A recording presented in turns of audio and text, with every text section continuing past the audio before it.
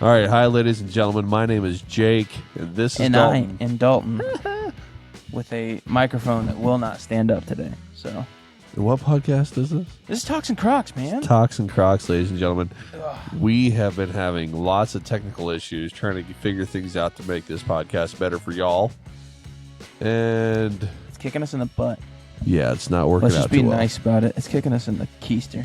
Kicking us right there in the keys. Right in the nads. What is that voice? I've been trying to figure out that voice. I was doing that at work today. I'm like, hello, guys. How's it going? I can't figure out what it is. One of the viewers know I don't. Maybe. Hopefully they know, because I'm lost on what voice I'm doing. I know I've heard it before. Yeah. This morning it's just been a little bit frustrating trying to get all this tech stuff to work. So I bought $135 camera for this, but StreamYard just keeps Hates us. keeps failing us. And It we keep going hates blurred after 5 minutes.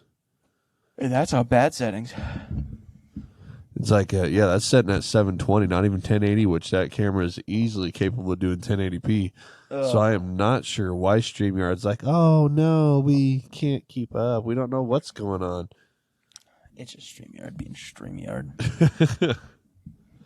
Oy vey. So right now, I think we currently got a collective crappy on that aspect. Yeah, that could be both of our crappies. I'm I'm just going to keep adjusting this mic, so get ready for that. Well, at least I don't hear it. It's not picking it up. Hey, that's good. That's a plus. That's a plus. And I've got my mic set up, so hopefully I sound a little bit better, and I'm not increasing volume like and decreasing clear back here like I was last time. So, forgot what I was just going to say. We're using my phone right now to try to get video here. So if something happens, I am screen recording up there. So if something happens and I got to add the audio to that recording, you're going to have a little black box right up here. Yeah. If I have to use this one, but hey, just ignore that. Don't be fine. pretend that doesn't or exist. the red box over there. Right there. here. Right there. La la la la. But all right, guys. So let's just get started normally. How was your week, Dalton? it was good. It was long. It's super intensive. We got a lot of stuff going on this weekend. Just getting prepared for that. I got to cook like 8 gallons of gravy. That's a lot of gravy. Yeah, we're feeding 100 people on Sunday for volunteer appreciation. I'm supposed to be appreciated. Yeah, so you better feel appreciated. Well, just better saying. be good. I'm just saying. Good and gallons don't mix, man.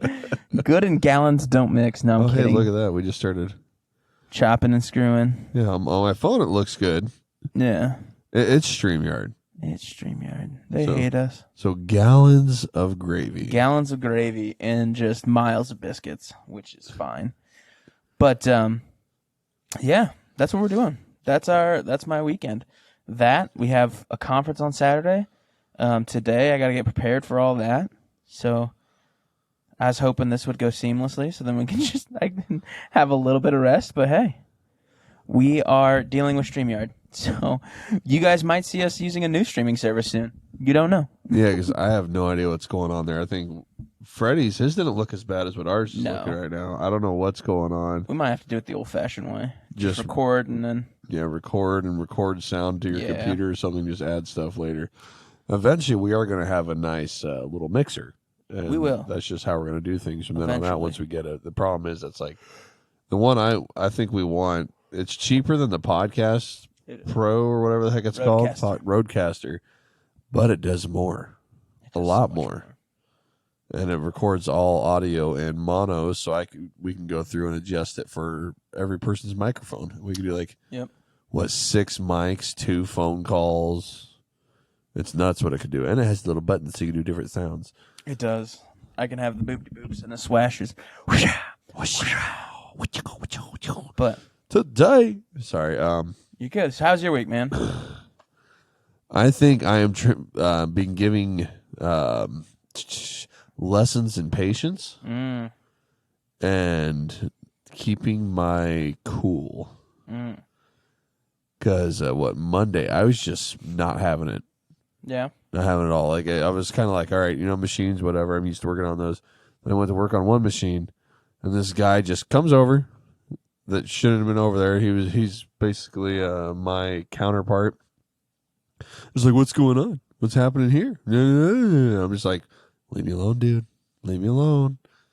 So I think I got irrationally angry at him. Gonna explode. I got a little irrational there. I shouldn't have gotten angry there. I didn't say anything to him. That's good. I just kept quiet. Ooh, that's the worst. Yeah, and I know I had a resting bee face going. What may that look like from you? I don't know. Pure concentration, and you can't see his eyeballs. Yeah, the problem is I got this giant brow bone right here, so like people think I'm angry all the time anyway. Since you did. Oh, I don't care. It's like just like I got a giant head.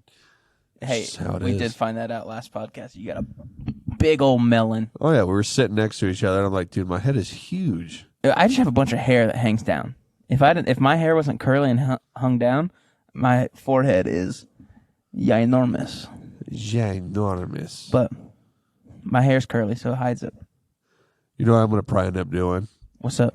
Is researching the heck out of this and seeing why it has so many issues. Yeah. Because we're pulling in almost 500 megs download. I know, right? 400 upload. We should not be having issues with StreamYard. I don't know. Maybe it is a streaming service. I don't know.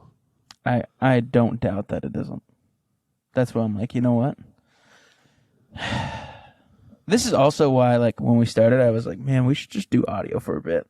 Because I didn't trust StreamYard right away. But then I was like, no, because if we just do audio, then we'll never get in the video. Because then I'll just be lazy about it. And I was like, no, we got to do it both. And then we started using StreamYard, and I'm like, these mother lovers. Well, what we might do if we can't figure this out, if we're able to just record audio on your laptop. Yeah. Because I don't want to record the microphone from my camera. No, I wouldn't want to do that either. Well, and like we can go. This might be this podcast, guys. We're just gonna talk through what we need to do. We're having problems trying to figure it out.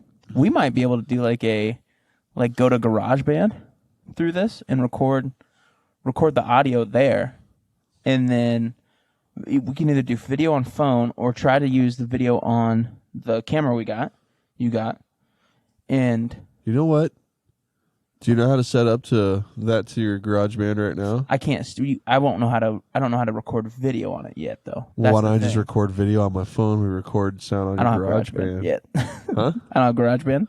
Oh, I gotta get it downloaded. I thought they were automatically on Mac stuff. No, not it's anymore. Automatically on my iPad here. Not on this one. I had to get it downloaded, and I'm not signed in and all that crap yet. So I think once I figure out how to use it, let's do it.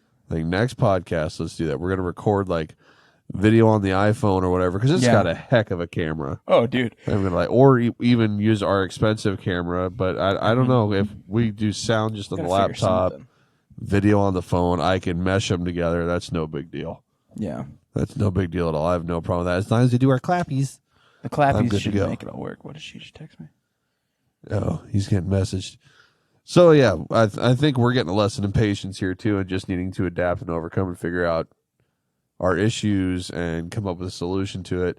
And I think we're getting there. Yeah.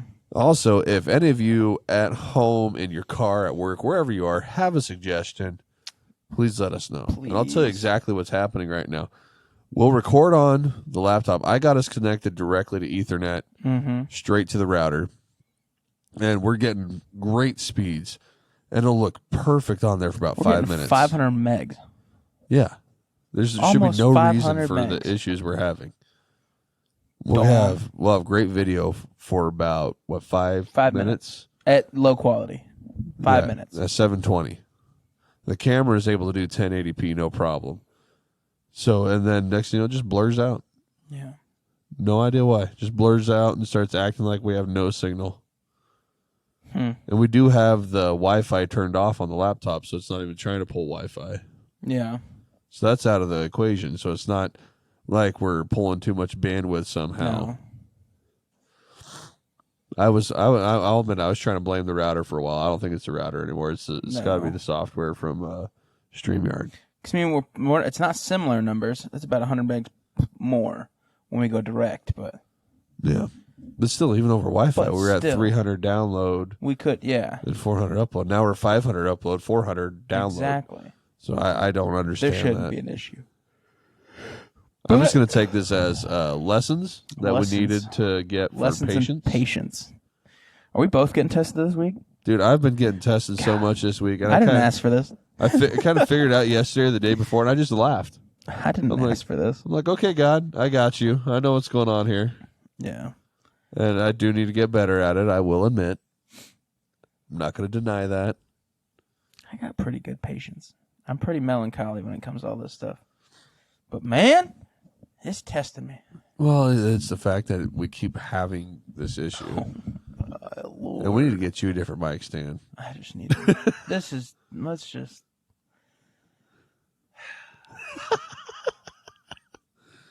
Okay. Well, we will get better progressively as we go on. This will work eventually. And we just ask that you bear with us. We were going to have Pastor Frank on here. We were. Because I cornered him Wednesday night after I got done with children's church. Currently in Omaha. I straight up cornered him in the kitchen of the church. You did? Yeah, it was in the kitchen. He went in there he had the stuff for communion with him. And I'm like, hey, Pastor Frank, has Dalton talked to you? He goes, no, he hasn't. I'm like, oh, okay. Well, I got this. I'm going to get him. I proceeded to get after him and be like, hey, so we were talking about this last podcast. I named Conflicted. I was hoping to get resolution today. Kind of did not happen because he's in a different city picking up our speaker. Omaha. Yeah, he's in Omaha picking up John Tash for this weekend. Omaha. So, yeah, he didn't. And I'm 100% sure. I know that his wife is also our pastor. And she's awesome. She's the best person ever. But I'm almost certain that she told me last night. She's like, yeah, Pastor Frank's going to leave early, go pick up John Tash in Omaha. He's going to spend a day in Omaha with Cross. Why didn't we have her come in? Did she go with him too? No, but she's with one of the guys that came down from Texas. And so she's spending time with some people. She's got her posse. She's got a posse coming, man. I got to feed them too. They're from Texas. They got the posse up here. Yeah. They got the gang. What are those called? The old Western gang? Well, they call them posses. Call them posse? Okay. I'm sorry. It's like the group of people come up on horses. Get the posse together. We're going after them. I grew up around farm kids and doing farm stuff, but I don't know. See, I grew up on John Wayne movies.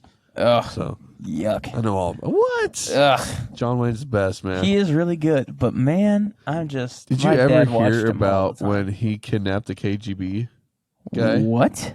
So, for real? Or? Yeah, Russia or the Soviet Union back then. I forget who was in charge of it, but caught wind that John Wayne kept bashing them for communism and all that, and they wanted him dead. So the CIA got wind of it. Went and got a hold of John Wayne. Hey, man, you need to be careful. Yeah. This is the KGB might be coming after you. And John Wayne's like, I ain't scared. So him and his writer went and kidnapped the 2 KGB guys that were after him. They hired some other actors. John Wayne pretended to beat the heck out of them. Just acted it out. And these KGB guys were so scared they ran back to Russia. Shut up. Yeah. True story. Multiple people I have a horrible time with this word. Collaborated it? Yeah. But yeah, true story. He kidnapped KGB that were after him. That's wild. It was him and his writer for the movies. I almost don't believe you. It's true, though. I'm telling you. I trust you. I don't believe you right now. See, I'm full of random information. I went to the John Wayne Museum in Iowa? No. In Texas. Oh gosh, I love it. I want to go there and spend more time there. It's like old town. Used to be the cattle trade of America. They have a rodeo every weekend. What is it? It's like Dallas, Fort Worth. Oh, okay. Fort Worth, Texas. And they have my favorite thing in the world. They have this gun simulator. So you get to go in and you get to actually use gas blowback guns and be in high stress situations. And so it's the best training without actually having to shoot a firearm, which is amazing. Did I ever tell you about my most favorite training I did in the service? There's about 5 semi-trailers hooked up with a Humvee inside. It was basically virtual reality missions with convoys and Humvees. We had our M16s. We had 50 cal machine gun on top. A couple of them had 240 Bravos. And literally, they were running up on you like you got hit, and they were surrounding you, and you're fighting back. It's like they had the screen set up so well that it looked like it was literally right outside the door of the Humvee. That's you can see the sky, see all around you. You can see the ground. That's It wild. was like the best video game ever. Yeah. The one place we went had 3 screens. So one to your right, one to your left, and one in front of you. And man, it was immersive because so I was wearing my watch, and at one point, no, I had a Whoop at that point. So like, it was super accurate. Like, it was really cool. But like at one point, like I was getting to like the dangerous like heart rate territory. Yeah. And then my wife was with my phone, so my phone like rang, and it was like, "Hey, like sit down for a little bit." But I was having a blast because I'm like, "Man, this is great real life training." And so I've actually been studying. I want to open up a simulator. I bet that would make lots of money. Oh, dude. Well, in the cool thing is like you can pack it up and travel. So like you can take it. Like what they used to do is they offered it to churches for free. But their security teams, you come in, get in, like, and I did a church simulation, because obviously, but it was so wild, because, so I was, where I was standing, I was, like, off, did you hear about that famous Texas church shooting, where the guy was, like, standing off to the side? They recreated that one. And so he's off to the side, sitting down in a pew, and the guy comes in from the back, and I was like, oh my gosh. Like, before, I was like, yeah, I have all the time in the world, I'll be fine. I failed it 3 times. You got to react. I failed it 3 times because I wanted to defuse it. But it does it, and so you don't know what it's going to do. Yep. So the guy doing the simulation, he can say, this is a diffuse only situation, this is a diffuse and shoot situation, this is just purely shoot. And so he would mix it up on you. So I had 3 shots, and so the first one was purely diffuse, and I was so amped up that I shot the guy, and he had nothing on him. He was just mad. And so I would have went to jail for life there. Yep. And then the next one is defuse and shoot. And so I was so like apprehensive that I just wanted to defuse. And so then nope, he pulled a gun. I was dead. Yep. And then the next one is all shoot. I was like, oh my gosh. Like the emotions. Like if I ever have to do this, I don't think I can. Better have a counselor ready. Oh yeah. Because you're going to need counseling. We did a lot of training like that for the service, and then we did actually like live people training, and we'd use simulation rounds, which are like wax bullets. They hurt a lot. They hurt. Or we'd use like these very high-tech laser tag systems. Oh, yeah. So it was all over your helmet, all over your chest, and every time you fired a blank round in your rifle, it shot a laser out. Oh, that's so cool. So that was awesome too. But we did a lot of training like that, and it teaches you how to react, because in the service, you can't just go shooting people. No. You have to have a reason, and there's lots of rules. You can't do warning shots. You can't do anything like that. You need to be sure of what's going on. Most of the time, it's like, take them down without firing your weapon. Yeah. But we also did a lot of scenarios where you tried to defuse the situation, that you practice hollering out at them and all that stuff, but then something goes down. Oh, yeah. So we had a lot of training like that too, especially clearing villages, clearing buildings. That's wild. A lot of fun doing the training, but then you realize too, it's like, this is like real life situations. You got to take it seriously. But yeah, so hopefully they approve my application to be on the security team here. Oh yeah. I put that in a while ago, and apparently they've been talking about it. You know what that means? And they brought that up at the Wednesday night. Brad and Dace were there. They're like, yeah, we're discussing it. I'm like, you just got to tell him that guy's so good looking. We got to have him on there. And Brad goes, that's what I said. Yeah, honestly, it might be what Brad said. No, I'm kidding. He's awesome. Yeah, Brad's great. No, but we were talking about our weeks, but yeah, sorry, we got off. But that's one thing I do want to like say out loud. Like, if you don't have an emergency response team at your church, get one. Like, if you're at your church and you're like, man, I don't think we have one, talk to your senior pastor. Well, in today's time, there's so many mental health issues that the government's failed to acknowledge and address. Yep. And they want to blame other things. Well, there's mental health problems, and there's people that shouldn't have guns that get them, or there's just, there's all these priors or something that they need to be flagged. And I would be totally okay if, in order to buy a firearm, you had to get a license, and in order to get that license, you had to undergo like yearly evaluations. Yeah. Like, is this person mentally stable? and then a requirement of a class. I think everybody should go through a class. Yeah, I think in my opinion, to operate and own a gun, I feel, this is my opinion. There's no science behind it, but I feel that you should go and do the CCW class. Oh, But then those instructors have to go through a more rigorous course because you should understand how to operate your gun, how to fire it, how to clean it. Because I know a lot of people that have bought guns and all right, cool, now what? And I'm like, wait, what? And they're like, yeah. How do I take this thing down? And I'm like, you didn't take it down before you bought it? You bought a used gun and you never took it apart? Do you know if it operates? Well, the guy said. I'm like, well, the guy said a lot of things, but he sold you something. I was like, if you don't know one thing, I never trust a salesperson.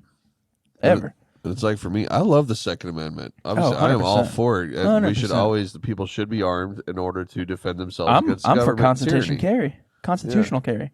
But I think in order to buy a firearm legally, you should have to take a class, get evaluated, and then go for your permit, which then does all your background check stuff. And you have to do that through your sheriff's office, and then they use the federal database. But also the federal database and the state database, you start working together more, and with the local sheriff's offices. 'Cause there's been a lot of shootings that we've talked about this at work a lot. Yeah. Because we have a pretty good conservative, liberal, and also just what are the guys that are in the middle? Independent. Yeah, a lot of independents. But we all talk. Oh yeah. It's great. That's how it should be. We've all came to that conclusion. There needs to be classes. You need to be evaluated, and you need to get your federal background. There should be a federal, state, and a local background check. Yeah. But then it only does stop legal sales of firearms. Well, it doesn't stop public sale of firearm, which in some states is fully allowed. Like here, you don't need a paper trail. If I were to sell you a gun right now, there's no paper trail needed. That's what Which that one I don't know how you'd police that, but I think at gun shows tough. And all that there should still be that hey, I got this permit. Yeah. And I had to do all these things to get this permit. You know what? It's been harder for me to buy a gun at a gun show than walking into a gun shop. Well, see, last gun show I went to, I flashed my CCW permit. Oh yeah. Filled out a paperwork real quick, and I walked out with 2 pistols. Yep. Normally, it has taken me much longer to get a gun at I don't know why. I don't know if the guy's just because I think it has to be paper, which is fine. Yeah. But it's it takes me forever. Yep. See, I know if you go to Shields or Cabela's or something, it takes hours, decades. Almost. That's why I about bought a gun in Lincoln, and then they told me the steps or in Omaha, and then the steps I had to take. They had to keep my gun, take it in to the sheriff, and had to get stamped and all that. I'm like, wait, timeout, what? Yeah, it's pretty nuts. I can't buy this and walk out, and they're like, nope. I'm like, well, I guess I'm not buying it. Yeah, but I do think definitely there needs to be more common sense laws around the Second Amendment, but I don't think the government should be able to stop us promoting, but it's nope. I do think you should have to have some kind of permit or license in order to buy it. And if that's the case, then open up, let us have automatics. I'm sorry, but it's just a stamp. You just got to pay a little bit more money. I know, but that's the thing. Just get rid of those things. Get rid of the stamps. That's dumb. I don't need especially for silencers. That just helps people. It takes away hurting your shoulder, stops hearing loss. And they're not silencers. They don't silence your firearm. They deaden the sound. Yeah, they suppress them. Sorry, suppressor is the correct word. But no, if we're gonna there's so many avenues I want to take because I want a machine gun, but in the same sense of or a fully automatic gun, but in the same sense. To buy one, it's so expensive. Yeah, it's so expensive to shoot. $5,000, and they're not including shells and rounds that you have to put through it. Well, my favorite machine gun in the Army was the 240 Bravo, and that shot the 7.62 full metal jacket. So imagine paying just the semi-auto 240 Bravo is $12,000, and then you're paying for those rounds. And gosh, what's the one that shoots 308? Isn't there one? That's the 240 Bravo. Oh my gosh. 7.62 is 308. My favorite machine gun by far. I mean, I shot the 50, the 240, It's like $20 for 20 rounds. $1 a round. Mark 19 was fun. That's the machine gun grenade launcher. Ugh. That one's really fun. Let me buy a jet. Just let me buy a jet fighter. That's all I want. That's where I'm at with amendments. If I can own a jet, then we're good.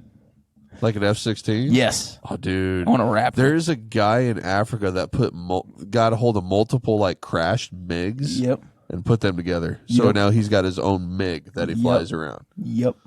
That's There's crazy. also, it's rumor, but I don't know if it's true. But do you know Q? Do you know who the Q Fix is? Like, or the Q Fix is a gun, like the Honey Badger. Oh, okay. The man that made 300 Blackout. Okay. Q. I don't know. Is like if there's anything else extra, but there's rumor that on his African ranch he has, it's like it would take a day to get across this ranch. That's how big it is. That's crazy. Huge, like massive. And apparently that's where like he does a lot of testing. And so apparently he has some pretty heavy weaponry and like jet, like Well, it's F-16. probably easier to get in Africa. Oh, dude. That's what I'm like, bro. I bet there's no laws out there for him. Like, it's just a like do whatever you want kind of thing. Yeah. You bought this giant. You bought this country. Do whatever you want. Because like apparently is allegedly. I'll use the letter Kenny. Allegedly, it's allegedly amazing. Apparently, allegedly. So this goes back to what we talked about the first episode. We will talk about everything. Oh else. yeah. Hey, we're not doing a just the podcast. Bible and all that. We will talk about everything else. It's like we're having a conversation about guns and all this, but we are on the podcast still. We have done a full turnaround from being mad at StreamYard to, man, let's buy jets. Jets. Can we buy Machine guns. F-16s? How much is an F-16? Alexa. I looked up a Black Hawk helicopter once, and that oh my land! Can you buy one? Yeah, you can buy one if you have like $400,000, $500,000. Well, I mean, a Robin is $500,000, but did you know the? No, the Black Hawk was like $900,000. Sorry. Oh yeah, I want an A10. Rap. Brrr. That'd be awesome. But yeah, cool sound I was. to hear in I don't know life. why, but I was looking up because I have a friend that flies, but like he was talking about wanting to do a helicopter, and I was like, man, that'd be so much fun. And so I was looking up how much it costs to like have a helicopter. I'll never be rich enough, ever be rich enough. Well, you can buy like the mini helicopters, but my issue is they all have like a weight limit of 250 pounds. I don't. It's touch like I that. can't even fly in those things. No.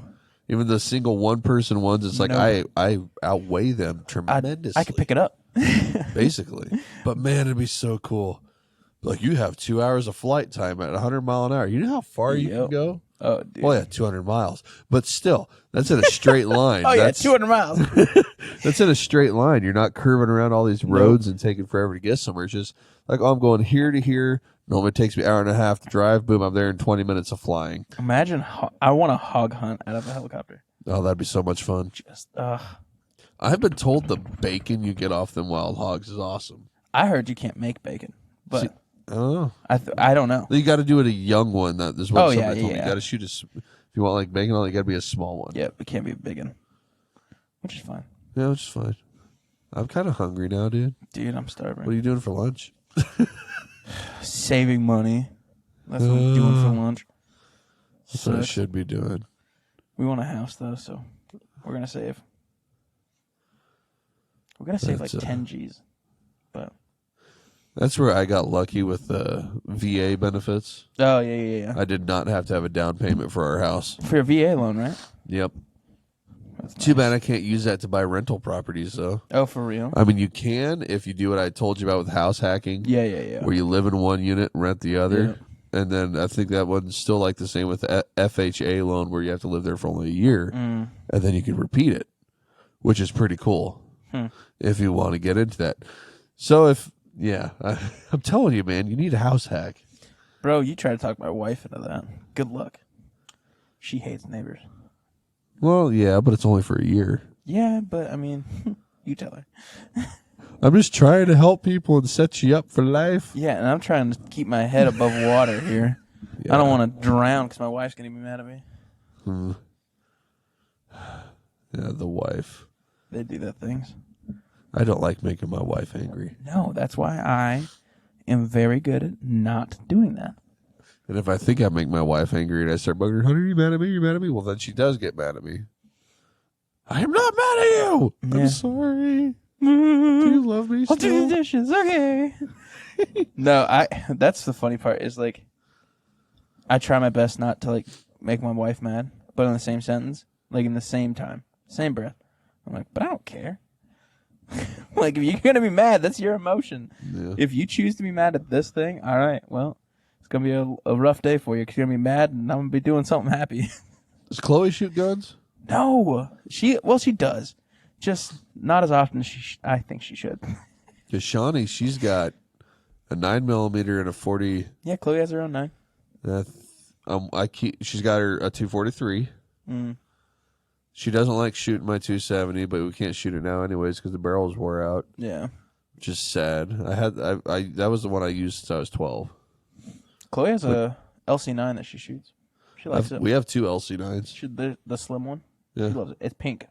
My only issue is right. both of ours shot low to the left. Yes, same.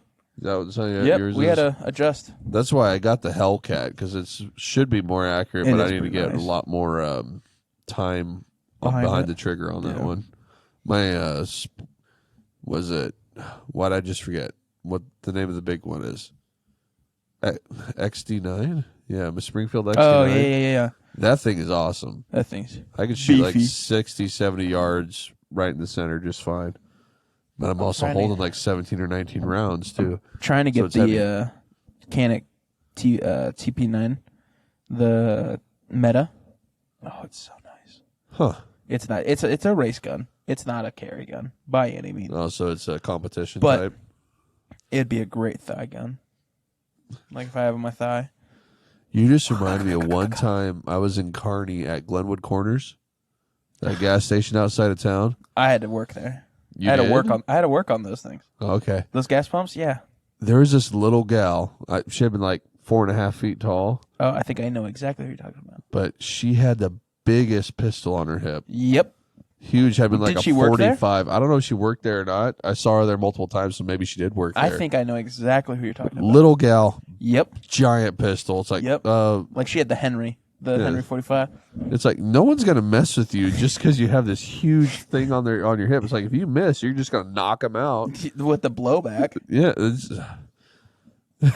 Have you seen that shot? There was some famous hunter took a 50 cal and shot a doe, missed high, yeah. shot over its head, but the concussion from concussion it. Yeah, was like enough to almost take its head off its shoulders. I'm like, yeah. okay, you don't need that. Like No, you that's- don't need to hunt with You don't that. need a deer hunt with that. That's not really ethical anyway. No. Because imagine if you didn't get near the head and just like near the body and wounded Ugh. the heck out of it, then there's a lot of like pain there. Oh yeah. You never Be want to ethical. cause you don't you never, Be never want your animal to be in pain that you're hunting. No. Ethical shots, people. Ethical. If you're not doing ethical shots and being a good hunter, responsible hunter, stop hunting or get with somebody that is a good hunter and learn from them. Please, thank you. Sorry. He's looking at his watch. So I don't know if we want to get back on track We here. probably should. Let's see here. I'm going to pull up my show notes. Let's see here. I've got it. Happy crappy. What's your happy of the Oh, week? happy crappy. Well, our crappy for today is obviously both of our crappy. Yeah, that one's obviously StreamYard. But it seems like all my crappies revolve around work Yeah. lately. I love what I do. I love where I work. It's just some instances with work are just highly annoying. And it's always a machine or two for the most part. Yeah. Like, well, what I can think of right now is this dumper, so it lifts the barrels up and dumps stuff into a washer. We need to put a bigger motor on it, but we can't get one right now. And when it runs a certain part with this barrel, it's too heavy and will pull almost 3 times the amount of amps that this motor's rated for. So You it lost falls. me. The flux capacitor on this Yep. thing. Yeah. The flux capacitor with the warp core overheats, but I was so lost. basically it faults out up in the air, Oh, okay. so we can't dump our parts into the washer. Huh. to clean the parts out. So then I have to go in there, reset it all, then it runs just fine for a while. So it's just been an annoying thing. I haven't really had that bad of a week besides realizing that I need to learn patience. So I wasn't happy with myself, and it's like, okay, God, I got you. I get what you're trying to teach me right now, and I need to get better at it. It's probably been one of the worst things oh man, about knocked that over. Been one of probably my worst faults is patience. When I'm fishing, I got all the patience in the world. Bro, when I'm hunting, all the patience in the world. I could be getting attacked by a cougar. I'm like, cool. All right. Kitty. It's a kitty cat. Let me pet you. So, I don't know. Like, I needed patience last night, too, waiting to get those fridges to move them. Because, like, my mind's like, let's just get this done. Let's stop sitting around. But, no, I needed patience there. Yep. I was getting lots of lessons in patience this week. I did, too. I, unfortunately, ripped the desk. So, like, Pastor Frank had an L-shaped desk in his office that he didn't want anymore. And I thought they took everything off. And so when I walked in there, this desk wouldn't come apart. So I went He-Man on it because I got upset. And I just go, rip. And there was 4 screws underneath it holding it together.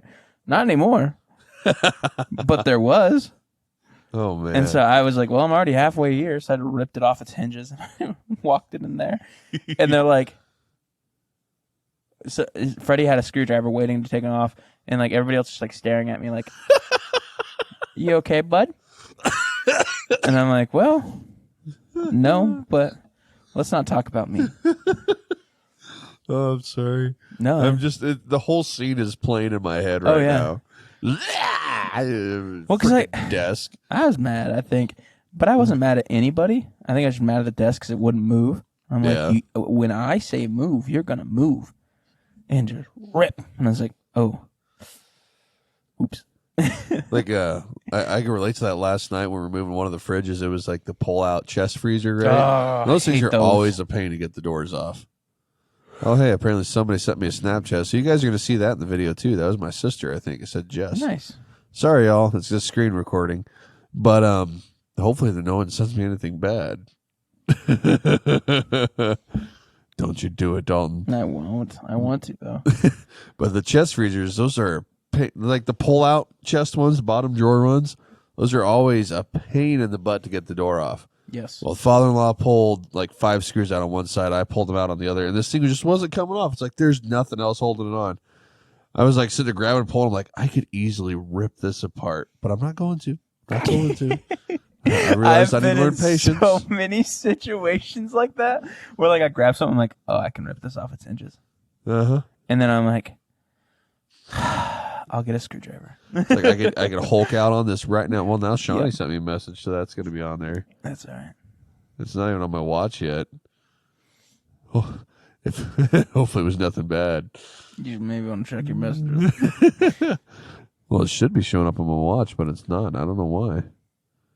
My mom. Why is everybody texting? My mom just sent me a text. Hi, Mama. But it's like, yeah, I could easily Hulk out, rip this off. But you know what? The sun's getting real low. Yeah. So Chris Granley used to do that to me all the time when I get like angry and like have to like wait. When that big tornado came through for a little bit. Yeah. And it just threw tree branches everywhere. Like I was just angry. I was mad because I was up all night and then helped move brush. I had some bad throws. And he just came up to me. He's like, all right, sun's getting low, big fella. Come here. That's awesome. I miss his sermons, not going to lie. He's good. He's a good pastor. He was one of the few men that could make me cry just by listening to him. He's a good pastor. I don't know what I did to this freaking iPad. You just broke it. Well, I put 2 screens together, and I don't know how to work it. You know, all these tech things that you young kids play. Well, it's like it's got the text thing. How'd you even do that? And it's got a your text spreadsheet on there too. So I don't know what's going on. I don't know how that happened. You see? Yeah, you play with it, see what happens. There shouldn't be any dirty text on there between my wife and I. No, I'm not. Thank the Lord. At least I hope not. No, there shouldn't be. We really don't do that stuff over text message. But is he ever going to come back just to visit? Chris? Yeah, Yeah. he should. So I'm trying to get him here for my conference. Ooh. I just want him here. But He's then gonna make youth people cry with that one. well, I don't even want him to preach. I just want him to be here. And then we got some hitters for that conference. Yeah. We got some hitters. I still need to reach out to Duden Carney. What was his name? Gerald. Gerald. I still need to reach out Yeah. to Gerald. But we got some hitters coming. And so these kids better be ready. But he'll come down. He might come down for that. VBS is a possibility still. But for sure in October, he'll come back. So he has a big board meeting out in Cozad. And so I'm trying to get him to just stay with me. So we can hang out. Why don't you stay with Bro, me? So like that's the funny part is like normally I'm a hermit when I get home. Yeah. Like I like to be away. Like I'm very social when I'm outside of the home. Like I'm extremely social. I try to make sure I interact with everyone that I can. But once I get home, man, I recluse and I am shut off. Like if someone knocks on my door, like they're gonna get met with a Glock. Because I'm like, you bet no one's coming. Like I don't know what you're thinking. And normally it's just like, hey, can I borrow some sugar? I'm like, yeah. You scared me. But like when I get home, like I just want to be alone. And like so God's been testing me a lot in that lately.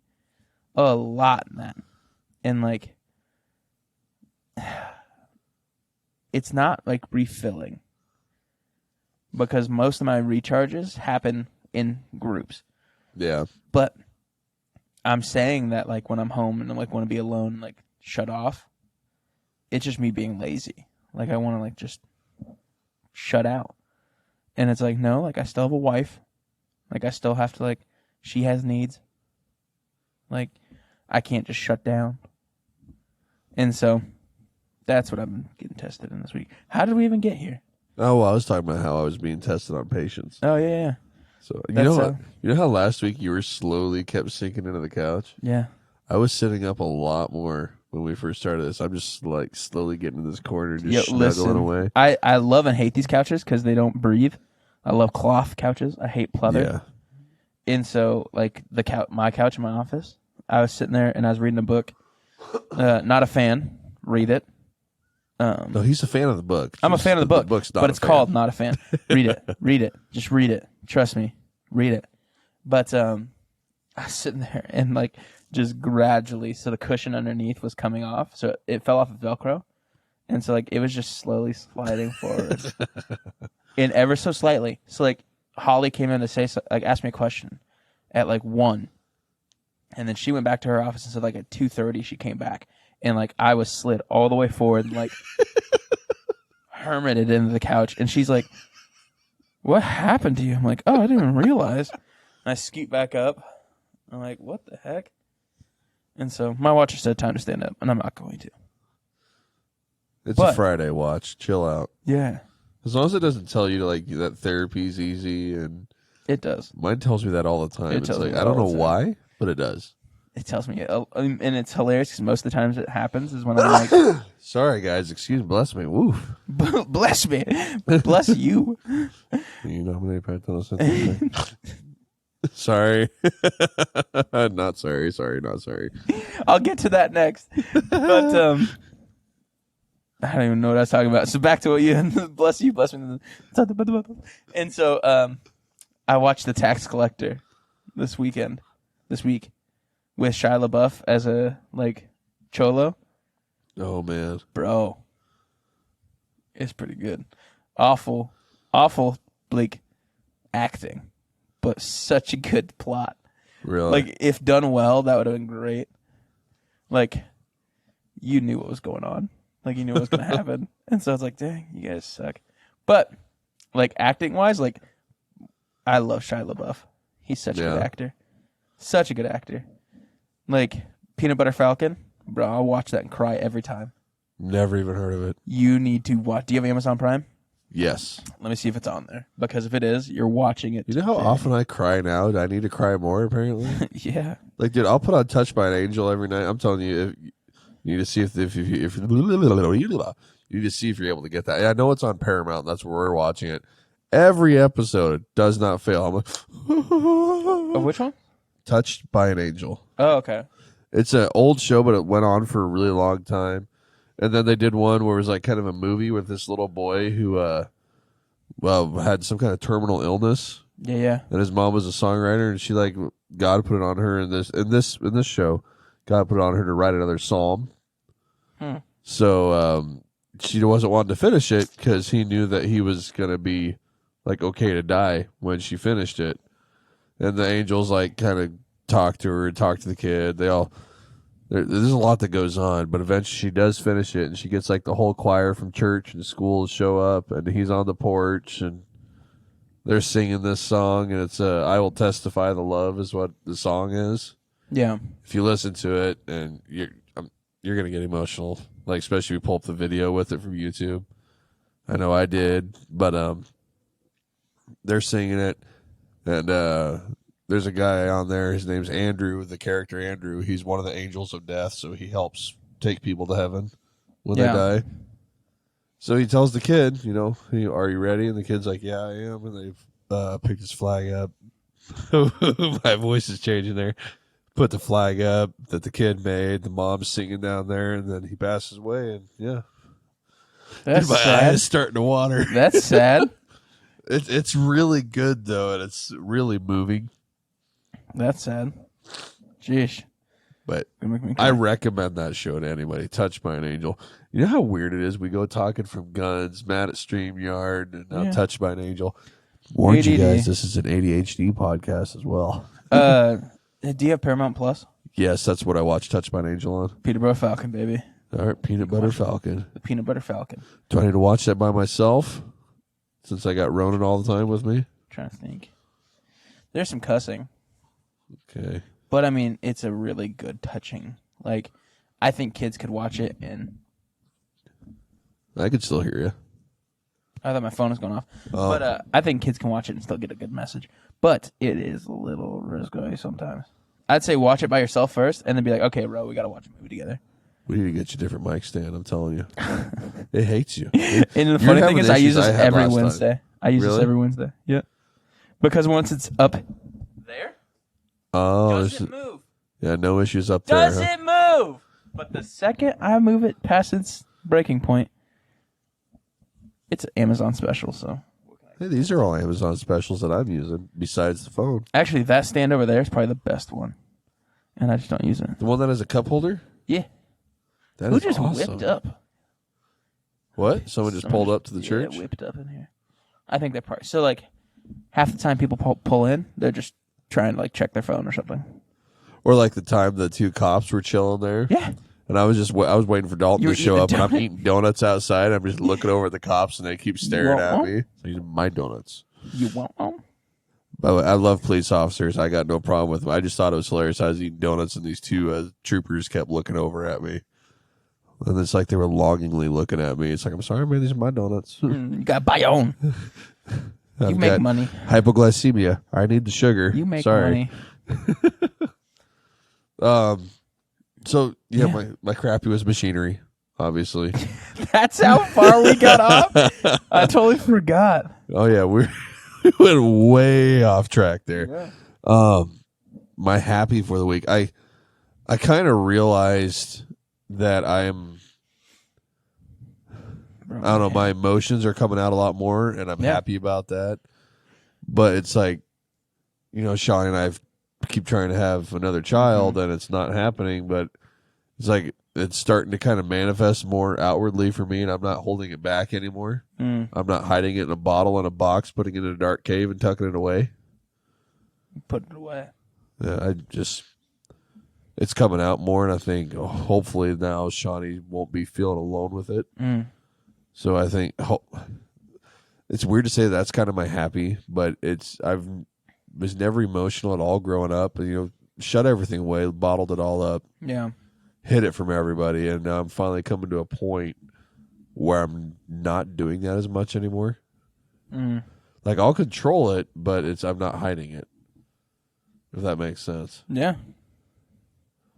And I'm happy that I'm getting to that point where I'm not overly emotional, but my emotions are starting to come out more. You feel comfortable to feel emotion. Yeah. Where before it's if I felt emotion, I hated it. Or I'd get extremely depressed. I understand that, yeah. It's either, it's the pendulum. It's either very, very emotional or not emotional at all. Exactly. I'm that way. But, like, it's hilarious because, like, getting my pendulum to swing is not hard. It is not hard at all. Like, that was hilarious. I was just thinking about this. We were in practice, worship practice, and we were getting ready to sing a song, and I just, like start crying. I'm like, okay, yeah. Wow. Like, thank you for this first off, but, like, why? And, like, had no reason.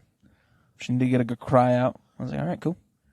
Game on. Yeah. No, I had no reason to cry. I don't even remember the song. I think it's Forever. Forever He is glorified. Forever He. Sometimes it's just the Holy Spirit hitting you, man. It is. That sounds so cliche to be heard, but it's true. It really I'm sorry, is. the Holy Spirit does just hit you. Like, I was singing random songs. I probably went through 80 songs in an hour at work today. I believe that. But it was, gosh, what is the song? It's a country song. It's an older one. I remember it from like high school, middle school. I'm gonna love you forever. Well, it's that was last week's song. I love you this big. Oh yeah, yeah. And it gets to a part where he's in a church and he sees Jesus up on the cross. Yeah. And he just falls down to his knees or whatever. He just realizes and it hits him. It's like, yeah, that happens. Yeah. And my voice was starting to break again. And my eyes are starting to water again. Bro, just cry already. I had to rip a piece of this couch off. Whoops. But yeah. So what was your happy? My happy for the week, man. We're gonna have a good conference this weekend. I don't get many times to play with my youth worship band because I'm normally getting ready for a sermon, so they're normally up there playing by themselves. But yeah, I get to play with the worship band again, my youth worship band. So I'm so pumped because, man, like when we're on, when we're on together, I'll do this. When we're on together, dude, like, I get just waves of emotion because, like, I've seen these kids. Oh, like, every single one of these kids I've had and nor have, like, been able to speak in their life. Minimum of 5 years. Yeah. Minimum of 5 years. And so, like, I have such a compassion and, like, level of grace for these kids that, like, man, they could come in and be like, hey, we murdered somebody. Like, we need to talk. And I'd be like, yeah, cool. Yeah. And, like, I would hold off for a bit. Like, before I had to, like, obviously as a pastor, like, I'm going to turn them in if they murder somebody. But, like, I would want to talk with them first. Yeah. And so, like, they have such an unfiltered access to me that, like, when we're able to worship together and, like, lead worship together, because it's one thing to worship together outside of leading, but when you add that aspect of leading others into worship, like I tell my team every time we play, I'm like, listen, as a team, we're just glorified door holders with instruments in our hands. But once we get to that spot, like, our goal as worship pastors at that moment is to hold the door open. Yeah. And for everybody else that we're leading to choose if they want to walk through or not. So, like, a lot of them, when they first started, were, like, upset that people wouldn't get in or people wouldn't get engaged. I'm like, listen, it doesn't matter if they do or don't. It's their choice to walk. I was like, we can't force them. We can't ask them to. But what we can do is hold that door wide open and make sure any and everybody can walk through. Well, sometimes that worship is not meant for everybody. It just hits one person. As long as it hits one person, that's all that matters. Yep. I just hope it never leads to... He's fine now, but Dan, man, scared me. Yeah. That scared me. I was all by myself. He just wasn't feeling good. Fell out in the middle of service. But he's great. He's good now. We've talked to the family. He just got another notification. Did I? Yeah, looks like it's a calendar notification. I can't read what it says, but hey, you guys are seeing my calendar. I might just I can actually edit that down on Yeah. my phone before I send it to Oh, myself, yeah. so I can crop it. That's the word I'm looking for. I can crop that. Crap out. it. Crap it. Crappies. You gonna go fishing now? I'm in. We're definitely fishing, and you need to take me golfing this Dude. year. This summer. I'm getting a new putter on Monday. It's coming in. I said I was saving money, but I spent $12 on it. Is 'Cause I that had just gonna stamp Amazon on my gift cards. screen It the might. whole You might time? need to go. I'm gonna adjust that. You keep talking over there. Yeah. Worship. But yeah, I'm getting a new putter in, so that's exciting, guys. That's so much fun. Amazon, thank you. Amazon fulfillment, whatever that looks like. Thank you for getting it to me in a timely manner by Monday. Amazon Prime. Well, that's nice. Prime discount. Let's go. Dude, I've got Prime, but they're still taking a week. Oh, to yeah. ship. Oh, yeah. What happened? COVID. It's annoying. Well, it used to be like, you got Prime, you're getting it next day air without being charged. Now it's like, yo, you're waiting a week Yep. minimum. Yep. I The miss vid, it. bro. I miss being catered to that way. Yeah. Dude, there's a sermon there. There's a sermon there. Is that going to be another lesson in patience? That's a sermon, man. I've spoke upon it, but we in life with the Bible, we remember when you had to toggle the Prime switch on. Yeah. When you had to turn this Prime, you're like, I always want Prime. Like now, it's just always there. Yep. But before you actually, kids, if you're watching, before you had to click the Prime switch and turn it on. our day. But that's just like now. People will come in well, I prayed once about this thing. It should just be instantaneous. God gives it to me, right? I'm like, well, he's not a vending machine. No. He's not one day air Prime. He does it on his time. And I feel like for me anyway, it's been a lot of answered questions or prayers have been, here's this lesson, be prepared. Yep. And it's your choice whether to learn from it or not. Yep. Or it's your choice to go through this or not. He can't force it, but he's going to present it to us. Pretty good at that. I wrote down a couple questions at work today. I'd be walking. I was, well, I'm going to ask that question. Go ahead. I was real excited because Frank was going to be here and we're going to get 3 people answer questions. But no, Frank, I'm going to give you cred tomorrow when I see you. Are you coming tomorrow? To the conference? Yeah, I'll be there. Come on. I'll be in the audience. Come on. I wonder if I should yell hallelujah and then tell Larry, hey, I yelled hallelujah. I've already have 3 times. Well, the past 2 services, I was at baptism for one. The other one, we ended up filling in the children's ministry. And then you weirded me out when I was in the middle of all the kids. And we went to do the deep voice. And all of a sudden I hear a really deep voice behind me. It's like, that is not a child. And there are only really other women in here that are adults. So what is going on? And I saw him sitting in the back row. There's another man-child that entered the chat. But, so my first question, I think we can both answer these since, Yuck. I don't know if you got your questions written down. I don't. What song gets you emotional every time you hear it?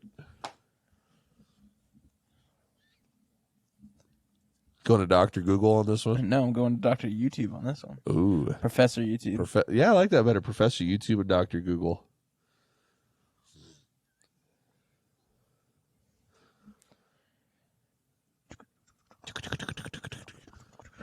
Ooh, that's a good one. Intermission.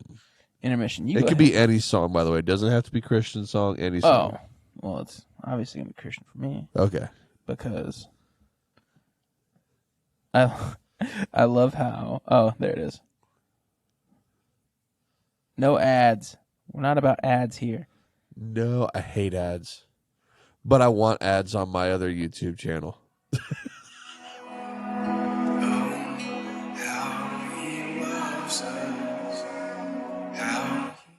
But that's How He Loves Us, or How He Loves, and it's with it's Life Center. Oh, okay, it's not. I thought it was. This is Life Center Worship featuring Gable Price. How He Loves Us / Homecoming. It is familiar. My jam, bro. If I'm you know what, I need to cry right now, I'll pull that up, and I'm bawling in seconds. Yeah. Yeah. And I love how the next one under that video was Post Malone with a cigarette in his mouth. So we'll see what that is later. That's a little different. Gotta love the algorithm sometimes. Love it. I'm looking up a Christian song that makes me cry. Oh, there's Post Malone. Like, maybe he what? went Or Christian. next you know, Rob Zombie's gonna pop up. What if he went Christian? That'd be hilarious. I know the Undertaker did. Yeah. Jim Carrey. Yeah, Jim Carrey. I posted that to our Instagram. Yeah, I saw that. Yeah. By the way, Yeah, that was get hilarious. on our Instagram. That was hilarious. You posted that? I saw it once, and then it showed up again. I was like, man, I must have like never left the video. And I was like, oh, wait. This is my Instagram, too. I was like, wait a minute. And it swapped me over because I must like click something, but it swapped me over to our Talks and Crocs one. And so I was acting as us, and I was like, what's going on here? And so that was fun. So, my answer to that question, what song makes you cry every time you hear it? It like before, it kind of made me like all sad. And then now when I became a dad, it had a whole new meaning. It's That's My Job. Oh, yeah. That's a good one. A country song. That's a good one. You know, I'm trying to think of that part. My brain went blank and went to a totally different song. Did it go to Booty, Booty, Booty, Booty, Rockin' Down the Where? That actually used to be one of my favorite songs in high school. Same.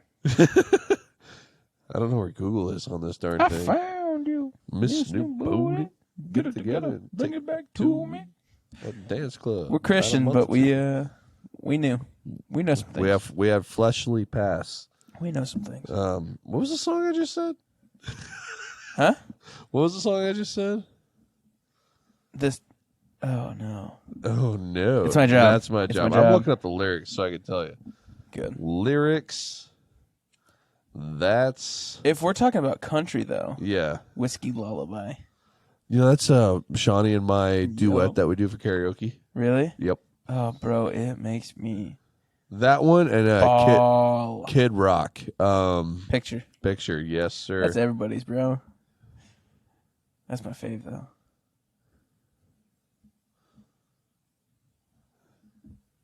Ooh, I might be able to catch the baseball game on Saturday too. Huskers now play at 4:05. Sorry. Go ahead. It got to the part of the lyrics that says, "But I say, Daddy, I'm so afraid. How will I go on with you gone this way? Oof. How can I come up with a song to say I love you?" It's like, oh my God. Yeah. Go ahead and try not to cry. You can't, especially like you become a dad or you have a good relationship with your father or stepdad or what have you. It's just it hits different. I heard it. I want to send you that sermon. It's about the prodigal son. It's amazing. But Tim Summers from Elevation Youth. I'm a youth pastor, okay? So I watch other youth pastors. But he does a sermon called "This Hits Different," or "That Hit Different." And so he's talking about prodigal son. It's so good. I'm gonna send it to you right now. All right, sounds great. But no, that started playing yesterday at work. The guys in the welding booth will just jam out to music, and I'm like right outside the welding booth. And that came on, and I'm just there listening to it. And I'm like, "Are you trying to make us cry today?" it was getting bad. But then, yes, that's a song that makes me emotional every time I hear it now. You're about to get something on Jake's phone, guys. Gonna get another notification. As long as it's not a calendar notification, it goes away. I'm watching my phone now. Seeing if it actually... There it is. There it is. Text message. See if my name's spelled funny in your phone. I think it just says Dalton Church. Hey, that's half of... So I'm used to be really bad at this, but I stopped because it really bit me in the butt one day. But I'll share the experience. But I used to put... If I couldn't think of their name and I felt awful, I don't anymore. If I forget somebody's name, I'm just very honest about it. Because before, like, I thought it was like this big thing. And so, like, I tried my best to remember everyone's name that I met. But you can't. No. You just can't do that. And so, I don't remember who exactly it was, but there was somebody in church, they were talking to me, and they're like, hey, like, take my number down, let's chat about this. And I was like, yeah, no, not a problem. And I was too scared to ask what their name was again. And so I put him in as blue shirt guy. And then I had another instance. So then I was like, oh, dang. Okay, cool. Was it Ryan Reynolds? No, Sorry. I wish it was. You know what I'm referring to, right? Yeah. Okay. Free guy. Yeah. But then there was another incident where I was at a different church and someone was talking to me, and I again got scared and didn't want to put their name in. And so I was like, well, he's wearing a blue shirt guy. So I had 2 blue shirt guys in my phone. And so I was like, well, the only way I can remember them is they had blue shirts on. So like when I needed to call them or do something with them, I was like, oh, just text blue shirt guy. It bit me in the butt when I was talking to someone from Kearney about something happened in GI. And I was like, hey, do you mind help me pick this up? And he's like, yeah, not a problem. I'm like, cool, well, it's in Grand Island. He's like, yeah, that's not an issue at all. And it's like, something happened and I wasn't able to make it. But the kid drove all the way from Kearney to Grand Island to pick something up for me to then bring to my house that I wasn't even at because I had to go do something. But I just thought he was in town, so I'm like, oh, I'm just canceling on a guy that's in town. No, I canceled on a guy that had to drive 45 minutes. Oh, man. And then 45 minutes back home. And so I was like, ugh. So that's what bit me in the butt. And so I guarantee you felt horrible about that. Oh, dude, I paid for his gas right away. I was like, hey, listen, here's $60. I'm so sorry. But he was great about it. Yeah. Well, it just tells you what kind of person he is that he was willing to drive that far just to I met help him in you church. out. I met him in church, so he should have been not that good. All people in church are good. So well, he should have been that good. Next question. God. When at a restaurant and you get your drink, so it's like one of those machines where you press Coke and you have all these different flavors or something like that. Yeah, yeah. Let me get back up on my mic here. Your mic just got way better for some reason. Yeah, I got a lot closer right in the middle. I told you I got to be like right into this thing to talk. Do you, A, just go straight for the original flavor, or do you start mixing up? Like, as an example, I do the ginger lime. I'll do a little bit in the bottom of my glass, and I'll fill the rest with Diet Coke. You crazy.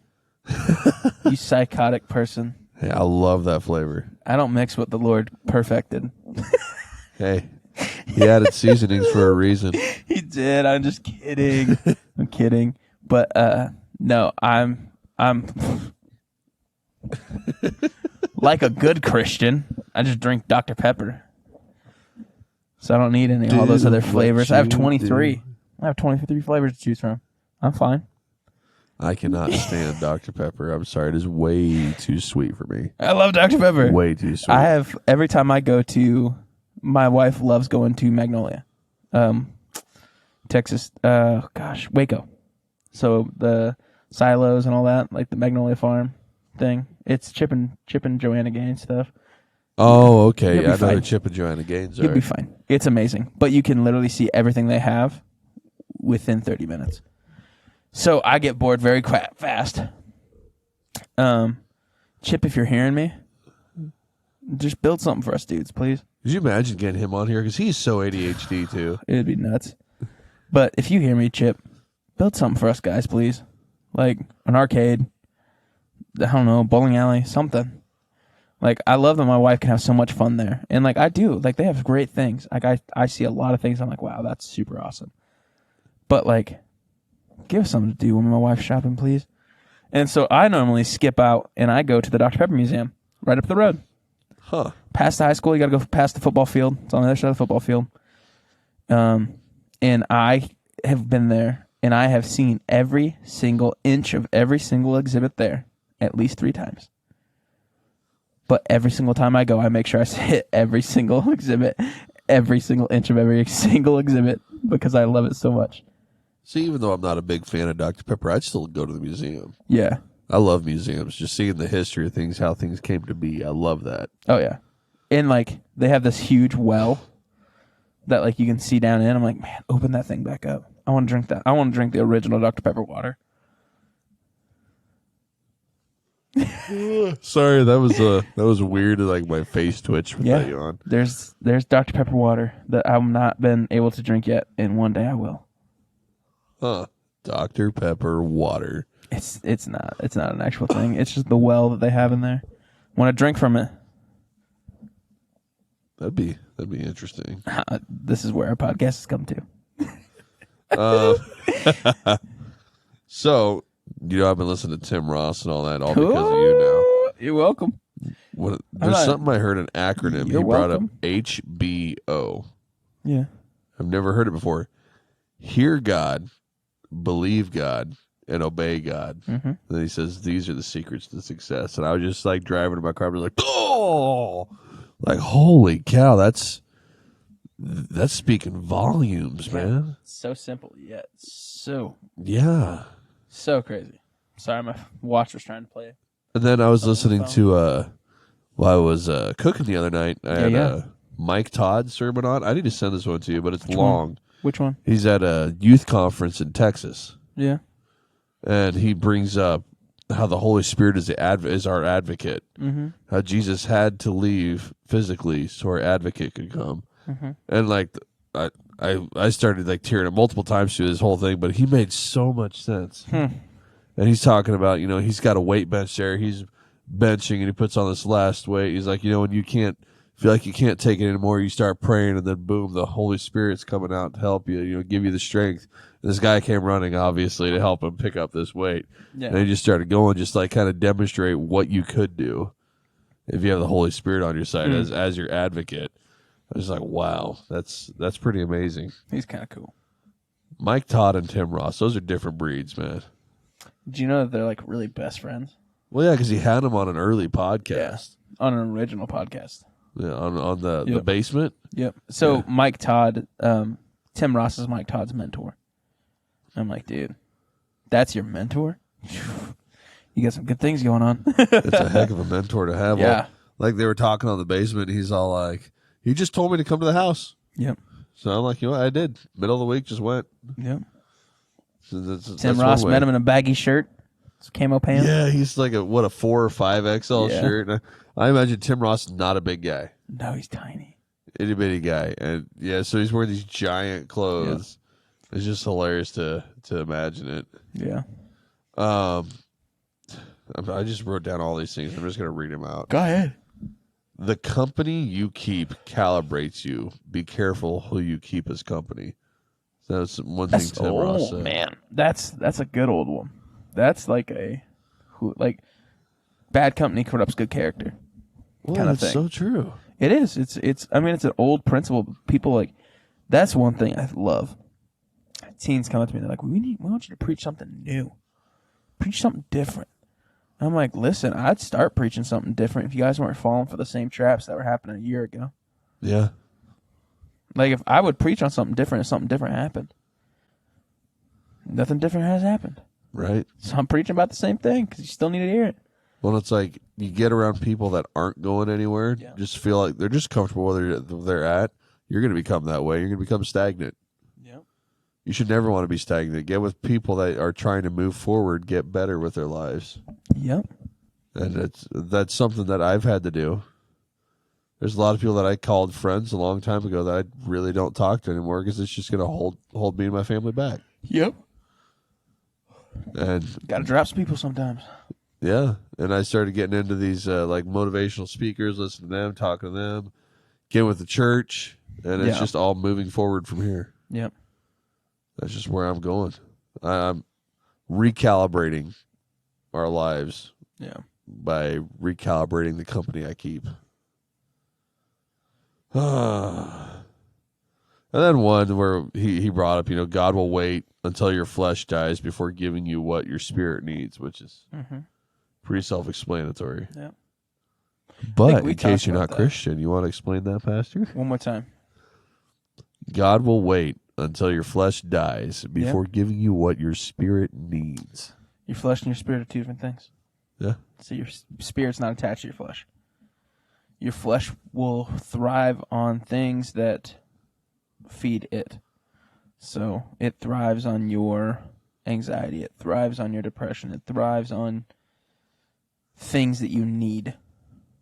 Not things you want. Yeah. Not things you want. But your soul and your spirit, like, it needs things. And wants things. Like, your soul wants to be a good Christian. Your soul wants to have a better faith. Your soul wants, and so what's blocking your soul is your flesh. Yep.